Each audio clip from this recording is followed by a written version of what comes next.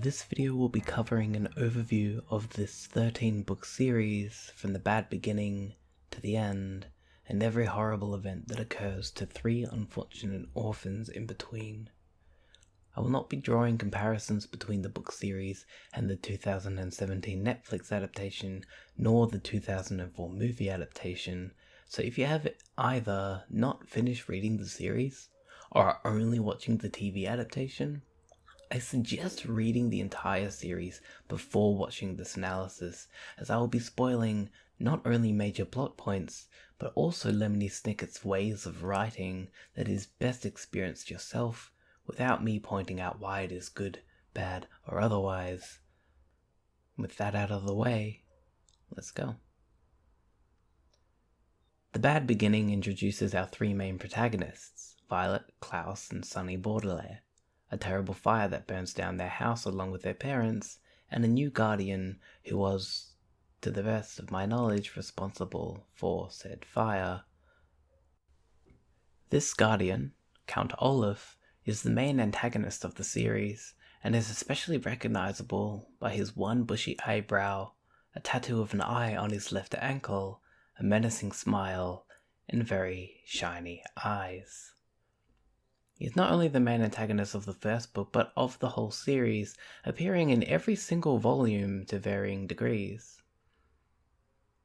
This book, The Bad Beginning, and every book up until the end of book 7, follows a formula that looks a lot like this.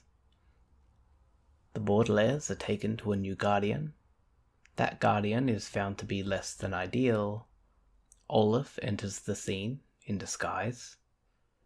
Children use their character traits to outwit Olaf. Olaf is exposed, and the guardian is unable or unwilling to continue caring for the orphans. As you can imagine, this formula is entertaining the first few times, but quickly becomes tiresome, and to be honest, I do not blame people for giving up on this series around book 4 or 5, as at that point, there is no sign of improvement to any plot progression, character development, or honestly anything at all. The series begins as stagnant, and that is extremely unfortunate, as starting with book 6 and onward, the series mixes things up, includes recurring characters, and the Baudelaires start actually changing in a number of ways we'll get into later. The Bad Beginning is, therefore, an unfortunately fitting title for the first half of the series. It's monotonous, it doesn't go anywhere, and the lack of real-world relation to psychological and physics concepts makes it hard to care for the Baudelaires and their ever-worsening situation. If you did happen to stop reading at this point, I encourage you to persevere. It does get better. I'm going to dig into the series' faults and achievements somewhat deeper, and there are a lot of aspects to cover, but we will be starting with the series' characters.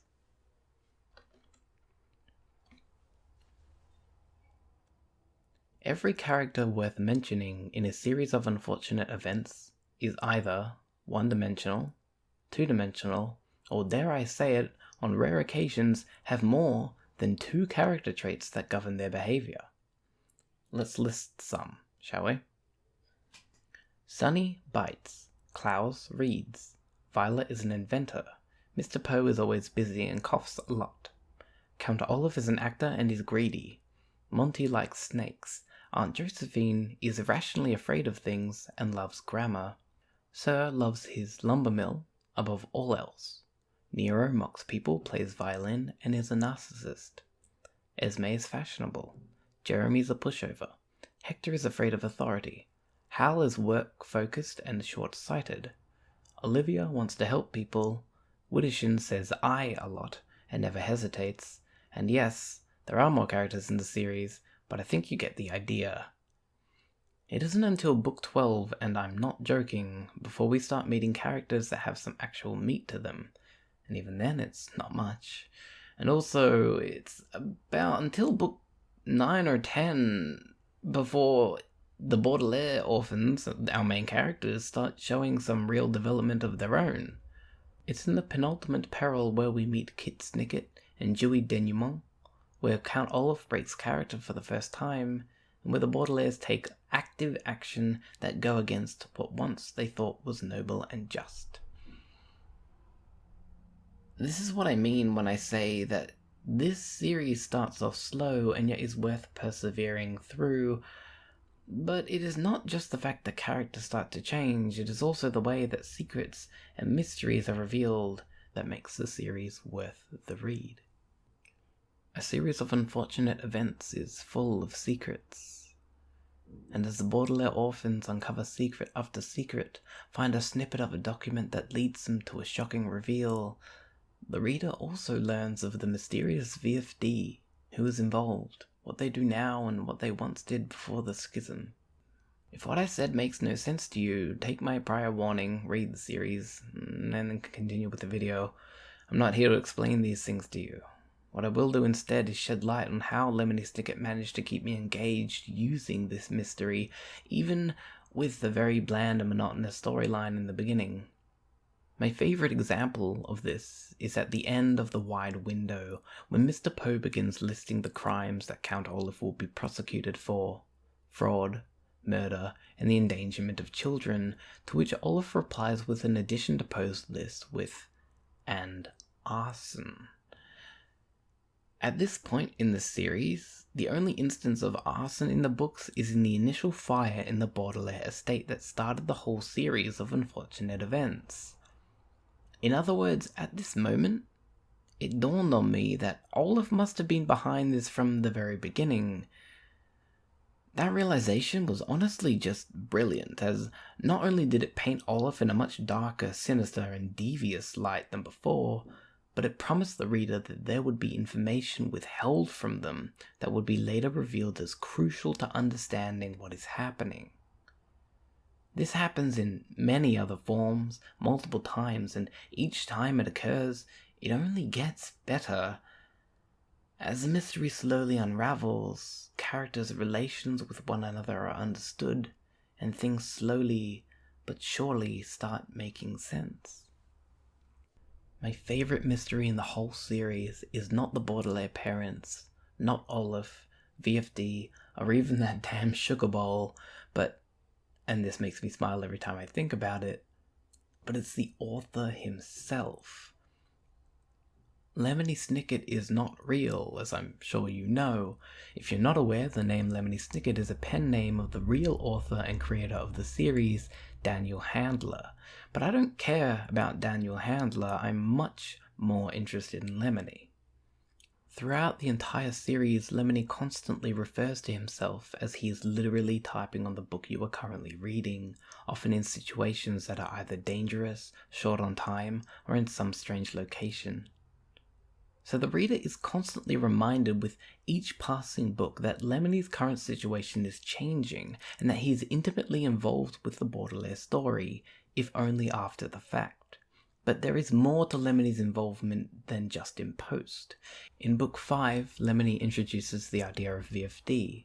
In Book 6, the Baudelaires find a passageway that links their burnt-down home to 667 Dark Avenue. In Book 7, Lemony's brother Jacques actually encounters the orphans before getting murdered in a prison cell. In Book 8, a 13-page file on the Baudelaires called the Snicket File is searched for in the Heimlich Hospital records, along with Lemony mentioning that he was involved in stealing the sugar bowl from Esme. In Book 10, we have quickly explaining more about Jacques Snicket, and the Snicket File is supposedly destroyed here. Book 11 introduces Kit Snicket at the end, and Book 12 mentions Dewey as the father of Kit's child. All these events are connected not only to the Snickets, but the Baudelaires, Quagmires, and all other members of VFD, and it isn't all for naught either, as just learning secret after secret without reason would be quite underwhelming, but in Book 13, we get confirmation on the identity of the ever-confusing inclusion of a woman named Beatrice. Now, not all the mysteries in a series of unfortunate events are well written, and I'd like to take some time to cover them. First off, the sugar bowl. Introduced to the reader initially in the hostile hospital, The sugar bowl becomes a very active part in the plot progression for the series, especially so in the Grim Grotto, where the whole point of the book is to find the bloody thing. Which is why it's so frustrating to me, because the sugar bowl is never described as anything but being terribly important to fall into the wrong hands. Both the readers and the Baudelaire ask the inevitable question of, well, why and what's inside it, but are only ever given misleading or vague information. Even by the end of the end, there is no conclusive evidence of what is inside the sugar bowl, and hence no one will ever know why it was ever so damn important to find. The only lead I can see is in book 13, when Klaus is reading the book his parents had written and comes across the following sentence. B had placed a sample of the horseradish apple hybrid in a vessel of ... B meaning Beatrice, and vessel most likely referring to the vessel for disaccharides, aka the sugar bowl. But even if this is the answer, it's still, as I said, not conclusive, as vessel could refer to any other possible vessel or container, not necessarily the sugar bowl. Also, even if that is the mystery, no one ever finds it. It isn't even important, because the orphans end up eating the apples from the tree to rid themselves of the fungus infection. I mean, why couldn't they have just found the sugar bowl and used its contents to fix the issue? Since everything eventually winds up on the shores of the island, it would make sense, which would give purpose to having the bowl mentioned at all, because, honestly, as it is, the sugar bowl is nothing more than a MacGuffin. Another way of saying it's a plot device with little to no explanation as to why it's important. The sugar bowl is meaningless. It could have been omitted from the story entirely, and the story would have been better for it. Now, this mystery being a whole kind of pointless endeavor would be fine if there weren't so many other mysteries that by the end of the series are only half explained or have explanations that only lead to more questions. Not only this, but the mysteries that I actually enjoyed uncovering and learning about are frustratingly nonsensical as well. Let me give you a few examples of mysteries that never get solved.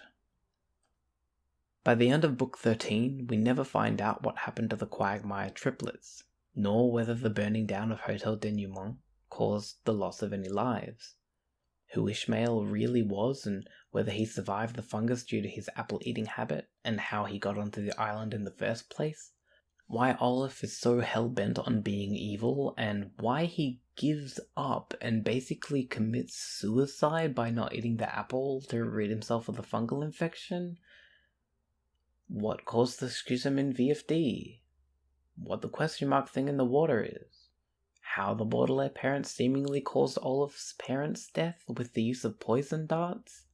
This is just a few of the probably more important questions. There are a lot of other ones that are less important, but they still are unanswered, and this is a problem.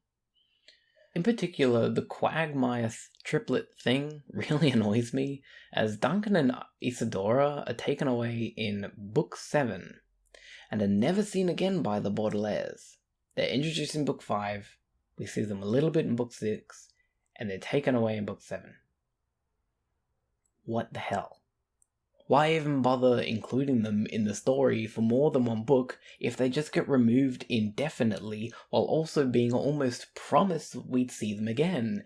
It's honestly quite cruel. But the worst mystery mishap of all is one I will describe now, before moving on. Beatrice is the name of the Baudelaire orphan's mother. This is a rare occurrence where the orphans know information that the reader doesn't have. Now, this would be fine and works most of the time until you realize that in Book 6, The Ersatz Elevator, Esme mentions to the Baudelaires that Beatrice stole the sugar bowl from her. Now, if someone told me that my mother, or even a person with my mother's name, had stolen something from someone, I'd like to think it would come up as something to consider and question.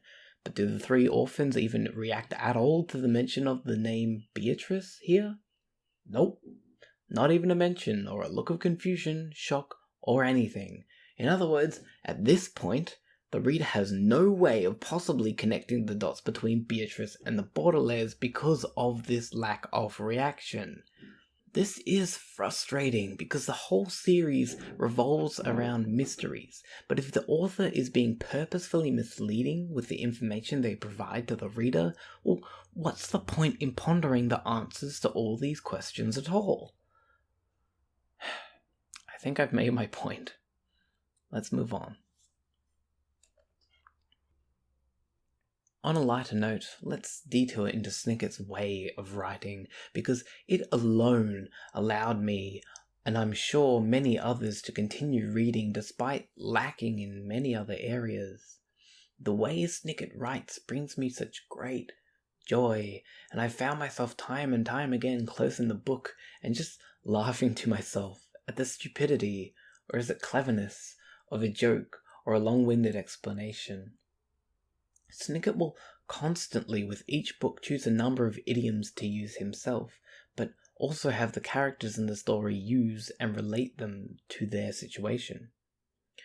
I love this not only because it is always fun to read how Lemony describes an idiom, but for children and adults alike, the reader gets to learn not only idioms they may not have known, but also exactly the type of situations in which those idioms are useful.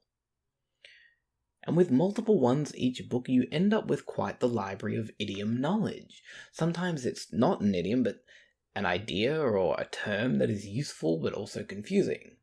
My favourite example of this is in Chapter 5 of The Carnivorous Carnival, where Snicket describes the idea of déjà vu before immediately repeating the beginning of the chapter, including the layout of the page, which I'll admit made me think there was a misprint in my book, before catching on and the smile on my face at that moment. Just brilliant. Another quirk of Lemony's writing is Sunny's baby talk, consisting of made-up words that are not understood by anyone except her siblings, which is not only cute, but also is used to create some great scenarios where Sunny can use this to her advantage. Also on this topic is how Sunny starts using her baby talk less and less as she develops, which I felt was a really nice touch and made me very happy to see the little tyke grow in such a dramatic way that was easy to follow. One of the most prominent quirks of these books is the fact that each one urges the reader to stop reading the tale of the Baudelaires and go entertain themselves in a more convivial manner. Each time the book would tell me to give up, it was as if it was challenging me, and each time I took on that challenge and overcame the book's tone of disparity. Funnily enough, if you do give up on the series, it is this exact point that makes it seem as if the series knows that it's long-winded, and that it's not going to be completed by many readers, or at least it knows that some readers are just going to give up at some point. It's just a nice touch there, if you ask me. Another of Lemony Snicket's writing tropes I love is the juxtaposition between the overarching cloud of despair the Baudelaires are enveloped in and the light-hearted jokes and wordplay that I mentioned before. The last oddity in Snicket's writing relates to the characters in the world. Now, it's very obvious that the laws in a series of unfortunate events, whether they be physics-based or governmentally based, are not parallel to real life.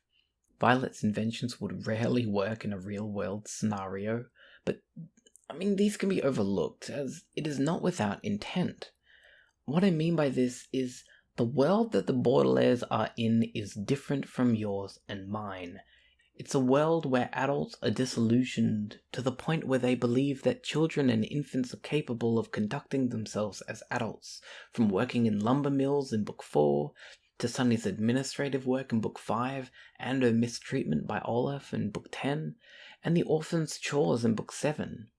Not only this, but the belief systems of these adults are also far from reality, such as vile village residents resorting to burning people at the stake for even minor discrepancies from their set rules.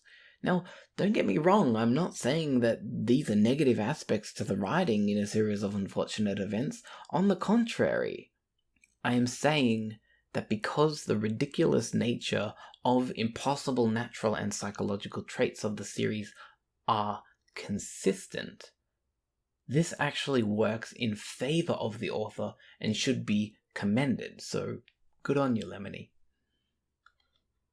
Now, you may have noticed that each book has a moral or idea that the author revolves around for the duration of that book. You may have also noticed an overarching theme for the series' first and second halves. I'm going to spend the next few minutes looking over these themes and ideas and discussing them, starting with Book 1. Just note that these themes or ideas may only come up once or a few times each book, but are repeated in later books, and that each theme may not be as obvious or as strong as another. Also, when I say a theme is introduced in one book, it may not be the case that that theme may have been introduced in an earlier book, but is much more prevalent in a later book. So, let's have a look at themes. The Bad Beginning, being the first book, introduces the theme of trickery to the reader, with the focus being on Count Olaf and his evil deeds and mannerisms. But evil and trickery are not the same thing, so how does Olaf specifically trick the Baudelaires here? Well, there are two main instances. Firstly, when Olaf takes Sunny in the night to put her in a cage without the two elder siblings noticing. And secondly, and being the most obvious instance, is when Olaf attempts to trick Violet into signing herself into marriage with him during the Marvelous Marriage play. Violet also manages to trick Olaf here when she uses her left hand instead of her right hand when signing her consent, a method which leads to a very non-married 14-year-old, and the only example of trickery the Baudelaires conduct in this book. The Reptile Room's theme is slight, but I'd point it to lies and truth, what with Olaf lying about the nature of Monty's death, from a venom injection and not a snake bite, and the orphans finding evidence to uncover the truth of Olaf's disguise. Remember that this would be the first book where disguises are even a thing, so. The Wide Windows theme, I'd say, is working together, as the Baudelaire's individual character traits have to be put to use in different ways to find Josephine in a cave and get her back to land safely, with Klaus deciphering grammar, Violet signaling for help, and Sunny taking the keys, as she's very small, and also when she bites Olaf's fake peg leg at the very end. The Miserable Mill is where we are provided with the idea that the Baudelaires are no longer children, a theme like many of the themes that is worked on as the series progresses. This is evident in the fact that they're not treated as kids but as adults as they work on the mill. The Austere Academy's theme, reliance on others, is prevalent in the two Quagmire triplets' altruistic action of pretending to be the Baudelaires for a saw session. The Ursas Elevators theme is quite strong and is one of resolve. Climbing down the long dark elevator shaft on a line of extension cables which, for mere children, or anyone at all for that matter, would take immeasurable resolve to even attempt. Not only this, but when the Baudelaires get to the bottom of the shaft for the first time and see the two Quagmire triplets in a cage and still managing to take action is another instance of having strong resolve. Also at the end, the resolve the Baudelaires had when they stood up against the crowd and opened the VFD box, even though they were wrong, the action in itself took a lot of resolve also. Remember, they're just kids. The Vile Village has a theme of holding out hope, shown in the Baudelaires' belief that the notes they were finding were coming from Isadora and would lead them to her and Duncan. When in the prison cell, the orphans had to hold out hope that Violet's plan would work to allow them to escape, even when it seemed so very unlikely. And lastly, when the Baudelaires had hope in Hal's machine and its capabilities, and the hope that everything would work out in the end, when they had to separate from the Quagmires at the very end of the book. The Hostler Hospital is the most obvious point of a change in overarching themes, where beforehand it was very obvious that Olaf was evil and the orphans were good, but from here on out, the line between good and evil starts to blur. With the change of the monotonous Guardian changing plotline in books 1 through 7, comes the idea that Good people may have to resort to evil deeds to further their good intentions, but also that evil people can at times resort to good deeds in order to further their own goals. In other words, good and evil aren't really very useful terms to describe people after all. This good and evil theme is shown when the orphans are pretending to be VFD members, to them stealing Hal's keys, to them being on the run and being pinned as murderers, to at the end of the book sneaking into the boot of Olaf's car. Very unheroic deeds indeed. The Carnivorous Carnival promotes the theme of disguise, where for the first time, instead of Olaf, it is the Baudelaires who have to disguise as freaks, using Olaf's VFD outfits. Another disguise is that of Olivia, who pretends to be Madame Lulu in order to keep her identity a secret. Another theme here that leads from the hostile hospital is that good and evil isn't so simple. The Slippery Slopes theme is growing up, shown in Violet and Quigley's private endeavours on an outcrop of a waterfall, and in Sunny having to be much braver than should ever be asked of a small child. Sunny really starts using less baby talk starting here as well. The Grim Grotto has a theme of alignment, where Fernald, the hook-handed man, had doubts about Olaf, saying he'd rather not be so evil all the time. Fiona also aligns with Fernald as she wanted to be with family, which thus led to her seemingly aligning against the Baudelaires.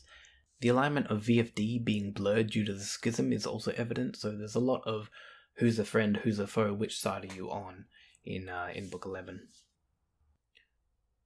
The penultimate Perils theme of nobility is shown to reflect a second side to Count Olaf, if only for a moment. Also, the Baudelaires willingly go against what they know to be noble at the end of the book as well. Justice Strauss promotes justice, and her colleagues, being Olaf's compatriots, show that even the justice system can lack nobility. The end has a theme of not knowing, with the author constantly reminding the reader that even if all the mysteries were given to them on a silver platter, the story of the Baudelaires are connected to so many other characters who have their own stories and secrets, connected to other characters with their own stories and secrets, and so on. There's some symbolism with the incredibly deadly viper providing the Baudelaires with an apple that relates to Paradise Lost's mention of taking forbidden fruit, but it's most likely just superficial and unrelated. But I thought I'd mention it here anyway. Okay, so that's it for themes, at least for the most part. I'd like to focus now on the actual physical product of the books, as I've got to say, the way that the Scholastic editions of the books look and feel, they're just goddamn gorgeous. First off, the copies are all in hardback editions, but they're very light to hold and they're not uncomfortable in face of being hardbacks, which is great. The text is of a large font, which is nice, not only for those with bad eyesight, but for children, as well as impatient people. I say it's good for impatient people because a single page will take less time to read than, say, a more dense book. So you feel as if you're making progress because the pages are turning more often because there are just less words each page. Each book has beautifully drawn illustrations by Brett Hellquist, whose style is just perfect for this series. You'll see maybe some instances of other editions. I know there's like a Russian edition and a Japanese edition, I think, but they don't have the same illustrations for whatever reason, I don't know. But yeah, the Scholastic edition in English that which is the one that I'm reviewing is just, the art is, I mean, look at it. Are you kidding me? Also, the spines of each book are very simple and nice to look at, and the colors that indicate what book it is in the series is very easy to be able to recognize them. Like if I see this green teal color, hey, it's the Grim Grotto. If I see the brown one, oh, it's a Slippery Slope. If I see the dark blue one, hey, it's a Bad Beginning. It's very obvious to see that, at least to someone who's spent time with the books. Also, the colors are generally quite bland, or at least they're non-intrusive, so being on the shelf, they don't stand out too much, but they provide at least a nice amount of colour on the shelf. When I was younger, the thing that drew me into this series initially was the simple fact that the pages of the book seem to alter between the normal cut and a rougher, almost torn look that, when sequentially used, have this jagged look that I have not seen before or since, and it makes the book stand out all the more. Onto the covers. Each book follows a central style with an image of the Baudelaires in the top left, their burning house in the top right, below being the title of the series, and a wonderfully coloured illustration of what lies inside the volume that you're holding. Around that image is a border that relates to what is inside the book as well. So, for instance, in the Vile Village, there are black crow feathers and a white note. And in the end, we have apples from that tree. And in the reptile room, we have black snakes wriggling around. It's just a great detail that I honestly didn't realize until I was well into the series. And it's fun to see the links for each one. Lastly, on the very first page of each book is a place to write your name or alias to claim the book as your own, with an image of what disguise either Olive or the Baudelaires will be wearing in that particular volume. So the last topic that I want to cover for this analysis is something that I've already covered here and there throughout the video, but I wanted to put just a little focus on the two aspects of character development and plot progression in this series before closing. We know the series keeps to a rigid formula for its first half, but it's the second half I want to focus on here. It's in the Hoster Hospital where everything starts to get turned on its head.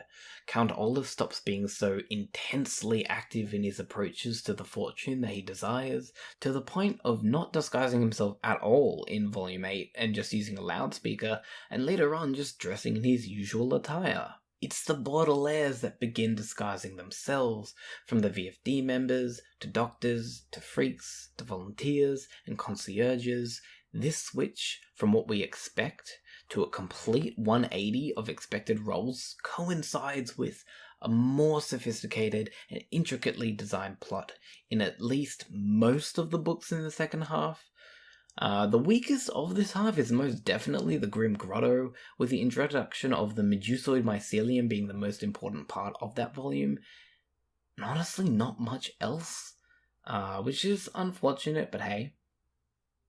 Lemony Snicket seems to write in a way that develops slowly with ever-increasing momentum until the crescendo of Book 12, where most major characters are brought back and linked into the hotel and to VFD in some way, with ideas, themes, and secrets all crashing together in what maybe should have been a finale.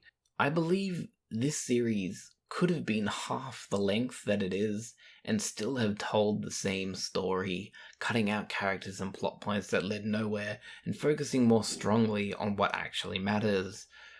So much of the Baudelaire story is almost filler content, and although most of it is certainly entertaining due to Lemonie's way of writing, the plot takes so long to accelerate that it detriments the actual good points of the story that are worth reading. In regards to character development, most characters are the same from their introduction to their reintroduction at the Hotel Denouement.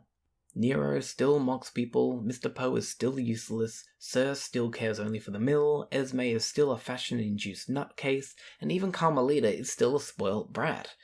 There is nothing to these characters beyond their one or two traits, and this doesn't change as the story progresses. What does change, however, thank God, is the Baudelaires. Now, yes, the traits of the orphans are still the same as ever from book 1 till book 13, although Sonny does learn to cook instead of just biting things.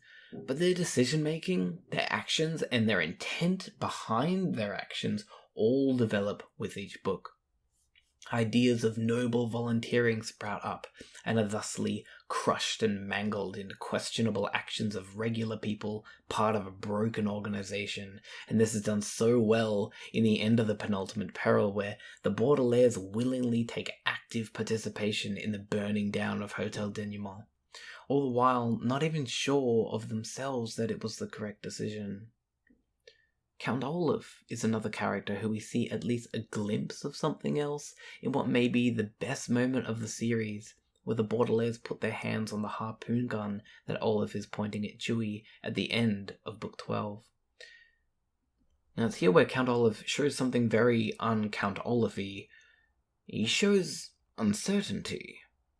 This is dealt with a little bit more in the end, but nothing really comes from it, which is a gigantic shame. It was such a disappointment, because in Book 12, like, oh my god, we're actually finally getting another side to Olive, maybe we'll get some answers. And in Book 13, no answers for you. Sorry. And with that, I think I've covered the main points that I wanted to cover. We've looked at the good and the bad and the otherwise worth mentioning aspects of a series of unfortunate events, and hey, if you made it to the end of the video, I salute you, because it's been a long one. The series is as brilliantly written as it is horribly written, and I am so rarely torn on enjoying a series despite its flaws as I am with this one. But I believe that if someone can enjoy a series, fully acknowledging its shortcomings and still finding worth, then all in all, it's a series worth reading.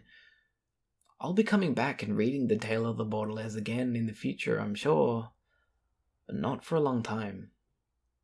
If you enjoyed yourself, learnt something, or just found this entertaining or interesting enough to warrant watching it until the end, give the video a like to promote it for others to see. Feel free to subscribe for more analysis of other series, and consider visiting my Patreon, where you can support me in a minor monetary way and gain some insight into how I made this video and what's coming up next.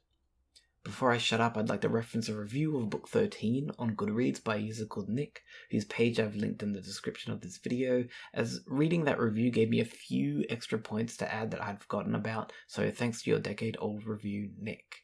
Thank you for watching, and I'll see you again soon.